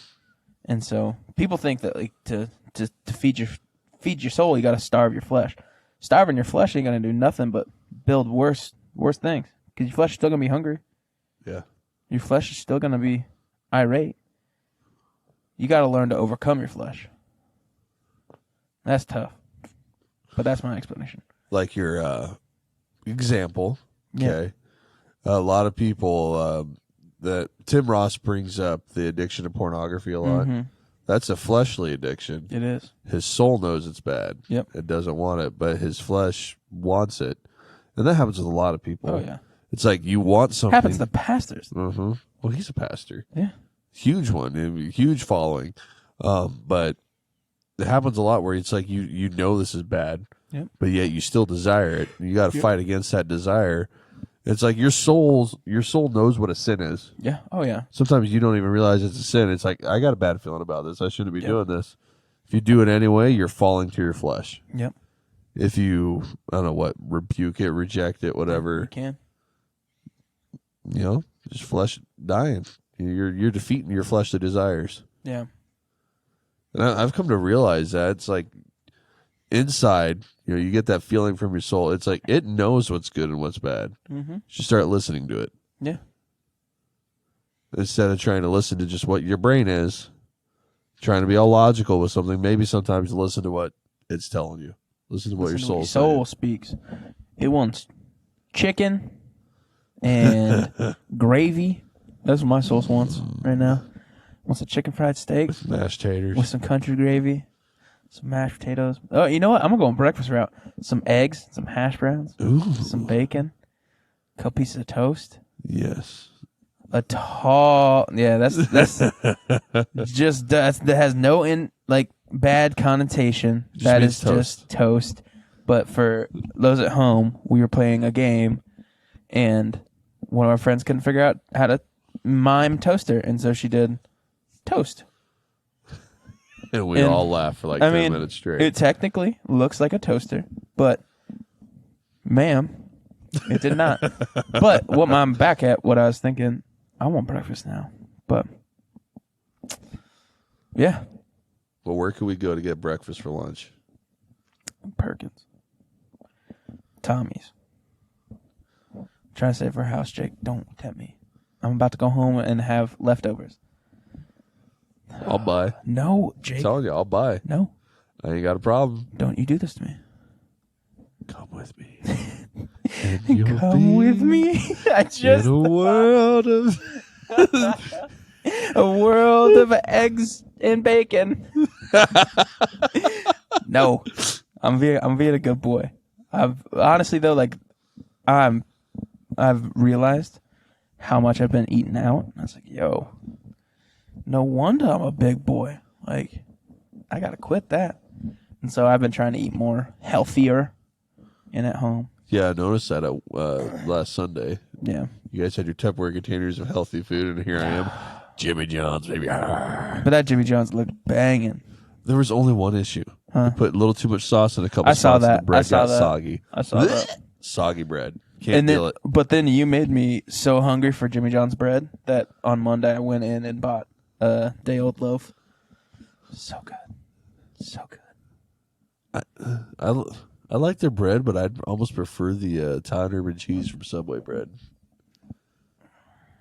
Yeah, you got me there. That's like the top-notch bread at Subway. The bread. That is the bread. When someone's like, go grab a loaf of bread, I'm like, that's the bread. Oh, yeah, I could eat that. that alone, I could eat that. Fresh, too. Like, I want it, like, fresh out the oven. They need to make a candle or something where it smells like that. They're going to be hungry all the time. So maybe they probably do. I bet you. I used to work at a, oh, yeah, guess what? Pastor worked at a bar. Before I was a Christian, I was a security guard at a bar. And was connected to them was a Jimmy John's. They made bread at 10, 4, and 8. And so I came in at 4 and I'd leave at like midnight. And I'd have to smell bread like 3 different times a day. Ugh, it smells so good. I imagine it did. And so every day I left, I was like, I'm going to go to Jimmy John's. I just scrolled up on my notes here. And it's another Mike Todd statement. Uh-oh. Where he's talking about where people are saying, well, nothing bad happens to me. Well, then he responds to that going, the enemy doesn't bother you because you don't do nothing. Ooh. Ooh. That's what I was saying when I was talking about that with the help my own belief stuff. Yeah. We're doing the right thing. Yep. If he's giving us these issues, just like we keep having these issues with StreamYard and all that, maybe he doesn't want people seeing that we're real people. We're real dudes. Keep Christian hidden. Yeah. Keep it hidden from the world, you know, but he's fighting against us. But like I said in a little excerpt on that podcast, I did a little deal like kind of explaining why I had to delete 50 minutes of video. Yeah. I said we are spiritual warriors. Yeah. And I was a soldier as well, so we will adapt and overcome. Yeah. He can't stop us. You won't. So yeah, if you feel like, oh no, nothing bad's happening to me, why would I, trust in God, believe in God, or what Satan doesn't exist because nothing bad happened to me? The enemy does not bother you because you're not doing anything. You're not doing anything for him to be worried about. He likes what you're doing. You're not doing anything. Boom. That's exactly what he wants you to do. Yep.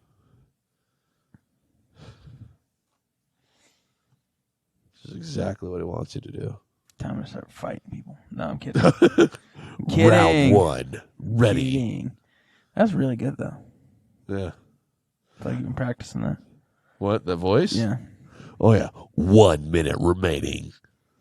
They need to bring that voice back. They do. The old Halo Reach and all that voice. And just make it different, like Snoop Dogg could say it. Like, I love... Yawn. I have NHL 20, and Snoop Dogg does commentary in it. And it's best thing ever. It's like, yo, dog, pass me the puck. I love when he was doing the Olympics. Yes. Yo, man, that was he crip walking, bro. Yep. He crip walking. Or he came on set and had that giant book, and they didn't give Kevin Hart that at all. Yeah. And so, like, Kevin Hart had to improv, and they're like, and he's like, yeah, so we're talking about cricket. And, like, Snoop's like, yeah, we're talking about cricket. They have this centimeter bat, and they're going to play for this long. And, like, Chris is just, like, staring at him. Or not Chris.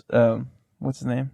Kevin Hart. Kevin is staring at him like, where did you guys gave him a book? And then my favorite meme ever has come from that, where Snoop Dogg's feet are, like, hanging out under the desk, and, like, you can't see Kevin Hart's feet. Yeah. My favorite thing ever. Oh, man. Sidebar. It's a good sidebar, though. It is. But I've always thought they need to bring that voice back. Even to Call of Duty. I don't care. I think, honestly, it is iconic, like, having different voice actors do that stuff. Like, have Snoop Dogg get in there. Have, like, all these funny guys. Like, have Kevin Hart in there. Like, I'd be hilarious when I, like, shoot somebody on Call of Duty and all you hear is Kevin Hart screaming. Like, that'd be hilarious. Hilarious, but I just miss the nostalgia of playing Halo Reach with my friends in high school. Or no, that was after high school. Halo 2 or 3? I don't know. One of them. Never played one of the Halos with my buddies. I hated Halo. And hearing that. What? I did. I know. I'm a Even multiplayer? I'm a bad gamer. Yeah, I hated Halo. But just the nostalgia, sitting there playing with everybody, doing the LAN hookups, all the the multiple games, systems. We became tech nerds just to play. And it was, you'd hear First Blood, First Strike, 5 minutes remaining. It just brings back the memories of just not having any worries. Yeah. Bring 2015 back. Or did you have worries back then? What? Was 2015 worry for you? 2015, that was 5 years after high school, man. Oh, dude, I'm sorry. Bring me back to the 2000s. Yikes. I'm talking like, I would only been 4 by then, so I don't want the 2000s yet. See, I was born in 92, so I still remember the 90s, and I loved the 90s and the 2000s. I was born in the 96. Yeah, I think after 95, you can't. You were born in the 90s, but I don't know if you can call yourself the 90s baby because you can't remember it. No, I call myself a Gen X or Z. What am I? No, you're a millennial still. I'm a millennial. You're a millennial. You're like the young millennial. Yeah. I'm a middle-aged millennial. I've got a buddy where I love to remind him that he's an elder millennial because he hates being reminded he's a millennial. Really? Is it David? Yeah. Huh? Is it David? No, he's only a year older than I am. Oh, okay. Well, this is a guy I used to work with in Columbus. Oh. That just reminded me. We have not played Call of Duty together. No, not for like 3 weeks. Dude, text David after this. We're going home playing. I'll shoot him a message with my watch. Do it. Right, meow. We will end this podcast early to go play Call of Duty. You don't understand. I have a finite time before I have to be back at this church. Yeah, are you coming back tonight or is that Yeah, tomorrow? What time I'm you got to be probably back tonight? Probably about 4 o'clock-ish. That's only like 3.5 hours. 4.5 hours. Sorry, 4.5 hours. No? Yes? Yep. No? Yes? 3. It's 12. 3.5 hours. I Yeah. can't math today, It's all ladies and gentlemen.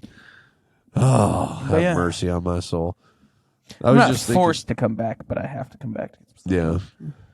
So You know, one thing I wanted to ask Frank, but I'll Yes. ask you too because you're a Ask me. pastor. ask me. How in the world do you approach people that you love to try to bring them in to Christ when they've had so much hurt and they just they Man, think that only church is Christianity?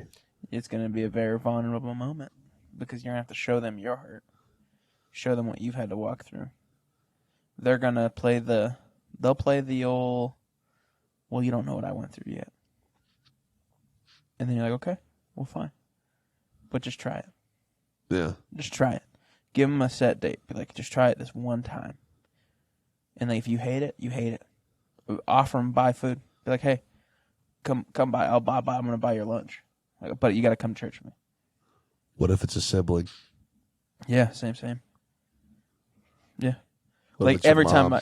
my What mom if it's comes your down. Well, I'm talking, But the same thing, hypothetically, bro. not hypothetically, at the same time. Same thing. It starts with a conversation. It starts with when they see you change.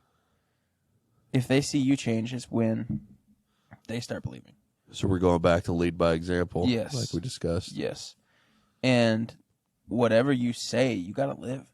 Like, Yeah. you can't just throw things out in the universe and be like, oh, yeah, I'm a Christian now. Because it's so hard to like see on Facebook with certain people that their family, you love them, they're going through these struggles and they're just like, Oh, it's they're tough. crying out. And It's tough. I just want to reach through the screen, grab them, and be like, I'm trying to show you. I've told you, Yeah. I've invited you to church. I've told you to listen to our podcast, listen to this podcast. But the devil has a grip on some people, man. It's like, I'm not telling you to go just open the Bible and start reading it freaking Genesis or whatever. No, but No, sometimes you need to build that relationship before you ever even open the Bible. But the manipulation that happens from the devil is what shies a lot of people away. Because they think they're not good enough, they're not good, they're not okay, they need to be clean before they walk into a church. I'm like, listen, shut up. Like, you don't. He just wants you. Yeah. All of you, unfiltered you. Because you give a filtered self, you think you're filtered to Jesus. Guess what? You're about to go through a whole nother filtering process. He's going to filter you again. So just come. No matter what. No matter who you are, what you do. Yeah. Show up.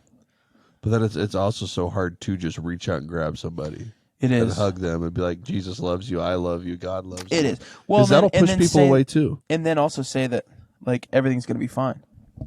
Because it might, you know what? It might not be. I think that's something I would never say to somebody, that everything's going to be fine. But you You will think find peace. You will. I've found peace in a lot of things that I know were bothering me ever since I was a little kid. It's like, I grew up without a father, and that's something that used to bother me a lot. Yeah. And Shawnee would tell me, you need to go get therapy on this. Like, I'm not, because I'm stubborn, for one. Yeah. But also, I would admit that, it bothered me, obviously. But I have peace in it now. Teresa is here. Huh? Teresa's walking up right now. Maybe we get her on the pod. Well, it's her and Nathan, so I think they're going to do some work. But Well, they both come in. they can both come in and say hi. We can share mics. But no, I came to terms with things, especially when one day that we're singing, "You're a good, good father." yeah. That's who you are. It's who you are. And then it just hit me. I had a dad. Yeah. I might not have had my physical dad because he chose drugs over me, Yeah. but my father was here. Yeah. It's boom. All of a sudden, I'm crying in church during worship. that door was open, and I walked through it. Apparently, my soul's like, "Yo, we're going through this that day." Worst. I was sitting there crying. Shawty's making sure I'm okay. It's like, no, I just realized I had a dad. Yeah. I wasn't alone, man. Yeah. Sorry. It's all right. Take a moment. But that's what happens, man. Like you think you're good on a subject, and then it hits, and you're like, "Whoa, wait a minute!" Like I fooled myself for a while. I was like, you know what? I've really worked through the trauma and all the things that my dad did, and like, I'm good. Like I don't need to be filtered. And it took me going halfway across the world to sit there and like I was by myself on a staircase. Everybody else is asleep. And just bawling my eyes out. Because you want to know what I was watching? The funny part? I was watching The Ranch. It's a good show. Yep. And that scene where Rooster died. Yeah. All right, if I just ruined a TV series for people. But when they were doing his funeral, man, it hit me. That like, I plain as day, I heard from the Holy Spirit. Like, I was like, man, why did my father leave me? Like, why do I have to work through this pain? Why do I go through this trauma? And the Holy Spirit's like, who am I talking to? Am I talking to Dalton or am I talking to David? And I'm like, whoa. My dad's real name is David. Yeah. And I'm like, whoa, time out. Now you're talking to me. He's like, well, good. Because I built you to be you. And I built you to be your father. I'm like, whoop. Dude, I was a mess. And that's simple. Like, that's nothing. Like, there was no theological craziness that went on. But, like, I was a wreck for that whole rest of that week. Yeah. Because I'm like, yo, I did not handle this trauma. And so, like, I had some very extensive sessions with my pastor, and we sat down and we talked and, like, had to work through a lot of issue. And I was like, what the heck? But, yeah. So that right there with me, that was the first time I've ever been vulnerable with anybody else besides my wife. Mm. So not only with Dalton, with everybody else that listens to. Yeah. I told you I'm getting more vulnerable about things. Good. It means he's working. Yeah, I realized at that point all these things I went through and all these other things that happened were because he was there. Yeah. He was with me. Yep. You made it out. You made it through these things because of him. Well, it's like I take all the stuff, my father wasn't there, all the bad things he did. Yep. I learned from that what not to do. Yep. Learn how to be a good father, a good dad, because I saw what the bad was, and maybe that's how it was supposed to be. The best lesson you ever learn is from failure. Yeah. Failing sucks, but sometimes it's necessary. Man, but you know that oven's hot now. You put your hand on it once. That's all you need. But that's good. I got a story that keeps popping up in my head, but it deals with me. I might cut this part out because I'm just going to ask if you think it's okay to tell this. Yeah. I had a shotgun and somebody called me for no reason besides they just felt like they needed to. You can share it. All right. So I'll probably leave that in there where we're discussing it then, since you said okay. I wouldn't get into too graphic a detail, but so you can share it. I suffered through a lot of depression, especially in high school. My friends might not have seen it, but this is an experience where I realized that God intervened himself. He intervened, and he saved my life by using people. So I used to write a lot of poetry. Yeah. I don't know if I ever said that before. I used to write a lot of poetry. I don't know if on the podcast, but to me. I used to write a lot of it, and it came to a part where it was like very dark, depressing, and at one point I ended a poem saying like it's 3:00, click, boom, basically. And there was one point I was just sitting there up in my room, and apparently Satan almost got me because I had a shotgun under my chin, 12 gauge, loaded, safety off. finger getting ready to go to that trigger, and I started getting a phone call. And I started like loudly in my head here. It's not an audible. It's more like a feeling words. I don't know how to describe it. It's a weird thing, but just kept getting told, answer it. Answer the phone over and over again. And I'm pretty sure the person called me more than once. So I finally answered it, and she told me, I don't know why I needed to call you, but I felt like I needed to call you and talk to you.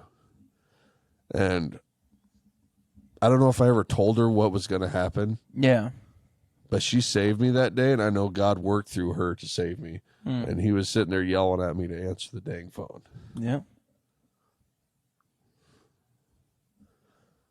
And who else would love you that much but a father? Yeah. The father. Yeah. That's what the sermon we shared with the kids. I have heard the prodigal son, God, at least 3,000 times. I've heard it preached so many times, but this time it was different. So he was talking about the prodigal son, being the prodigal son, doing his thing, asked for half the inheritance, leaving. And like everybody normally gets stuck on prodigal son, the son that left. Yeah. And like that's where they rise. Or they go to the brother, the one that stayed. No one ever talks about the father. Yeah. How the father never left. The father stayed the same. When he asked, he gave him exactly what he wanted immediately. Father never changed. The brother stayed, but got mad when they had a parade, but could have had the same thing. No matter what, could have the same thing when he wanted it. Yeah. But never asked. Just continued to be mulled about it, cried, was upset, but never did something. Like, that's for half of our Christian walk. Like, man, are we the ones that walk away and come back and everybody praises that, oh, God, we're just glad they're back? Because their walk just started. Or are we the ones that come every Sunday and sit there but don't have a relationship with the Father, but he hasn't moved? But we've yet drifted further and further away. But the Father is still being there, ready to run, like ready with open arms and ready to pick up the robes he was wearing, which was a very not good sign back then. Pick up his robes and start running to you. Yeah. When you're ready to turn and run with him. And man, like, I was like, okay, yeah, he's going to talk about the prodigal son, whatever. And then he started going in about the father. And I was like, whoa, time out. Like, this might not have nothing what to do with what you share, but like, sometimes there's moments in our lives where, yeah, we're the prodigal son. We leave, we run, we go do what we're told we are not supposed to be, but we need to experience it. And then we're the son that stayed. You just did the motions, fed the cows, cleaned the house, got fed, went back home. Or you the father. Or we're either two. We're never the father, because the father's the father. But he doesn't change. He stays the same.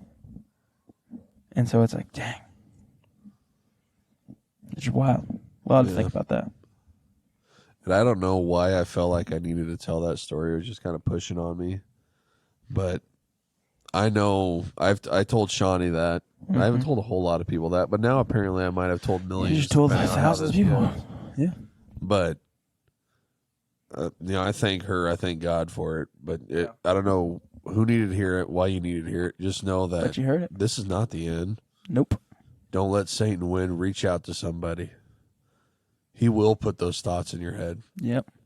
He will manipulate you. He's a great manipulator. You don't have to go always reach out to a clergy or church or anything. Nope. Just some random person that was just like kind of that was a friend. Doesn't have to be a best friend, but we were friends. Yeah. Reach out to somebody. There was one time I talked to a girl I didn't even know because my cousin called me. Mm-hmm. It was like, dude, this girl is going to commit suicide. I don't know what to say. Here's the phone. And I talked to her for 2 hours and talked her out of it. It could be someone you don't even know. That's wild. Just know this is not the end. It gets better. That was God making you return the favor. Apparently, because that did happen after. Yep. It's like you get that feeling of stop. Like, especially if it's, I say loud. By loud, I mean like strong. It is loud feeling, stop. Listen. But your soul is also going to know what's right. Why? Because God gave us our souls. So I think we need to listen to it more. Yeah. That's just insane to me. I was sitting there, phone ringing, and it's just yelling at me, stop. I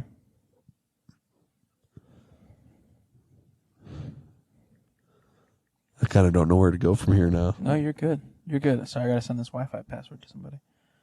You're good. Wi-Fi password. Wi-Fi passwords. Make sure I sent the right one. Well, in case it is just us next week again. Yes.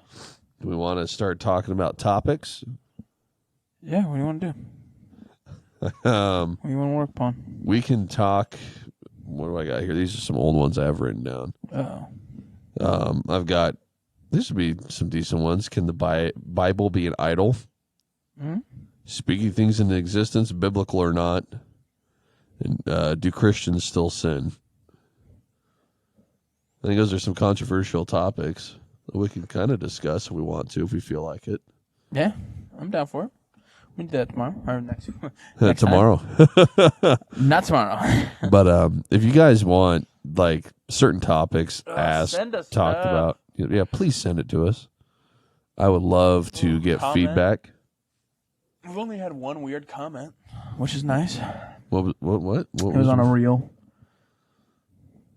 A guy posted as if he was angry. As if. Sorry. All right, old guy. It's like a 90s movie. Yeah. Well, there's angry people out there, but you know what's something that Tim Ross said he does now with comments like that? What's that? Likes them. Yeah. I'm like, that's very passive aggressive, but it's awesome. It is. I don't know if I can do that. I don't like being passive aggressive, but it is kind of funny. Yeah, it's like, oh, thanks, but I hate you. Oh, I love you. That's Jesus right there, man. But you sent me a reel that I never opened. I did. Oh, I've seen this one. Yeah. Which one is that? It's the scream. Oh, the metal deal. The preacher, he's going on, and he just says, "Ah!" Yep, that guy. Drummer, that awesome. guy. It's awesome. I actually listened to that multiple times and I show people at work. But yeah, so guys, if you got topics, questions, please shoot them towards us. We are on Facebook, YouTube, TikTok. I have a Twitter for us, but I haven't done anything with it. I really haven't. Slide in our DMs. Yeah, Instagram. Appropriately. Yeah, appropriately, please. I know I'm good looking. Hey, you know it. Got me. All right, get rid of that pride or whatever that is. But, yeah. Hit us up. Is this how we're ending? I think we're ending now. Dope. But we have, check out our email too. Send us email on there. Us an email. Talksandcrocs@gmail. It's on the screen, Talks and Crocs. You won't just miss add it. at Gmail. Fairly simple. We haven't got any emails yet. We will. Email us. Text Even us. if you see us in person, but you don't want to bring something up, email it to us. I don't care. We'll discuss if you know it. us, just text us. Yeah, text. Yeah, we have a lot of people that we actually know that want to be on. We should definitely start going through that list. We need to get some tech stuff figured out too. Yeah. But text 65888. No, I'm kidding. And order now. Only $19.99. 18 years. With 8 easy payments.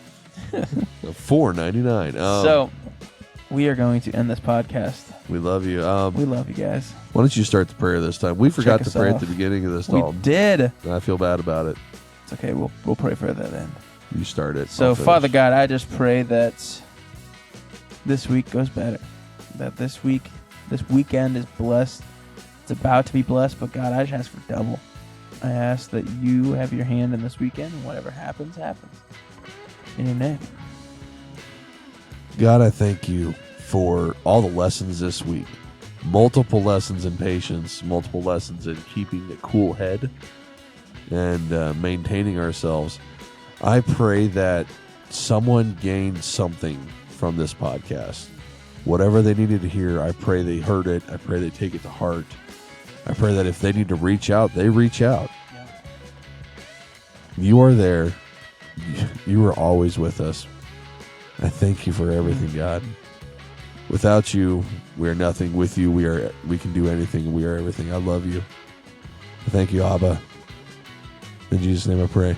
Amen. Amen. All right, we love you guys. We will see you next week. Bye.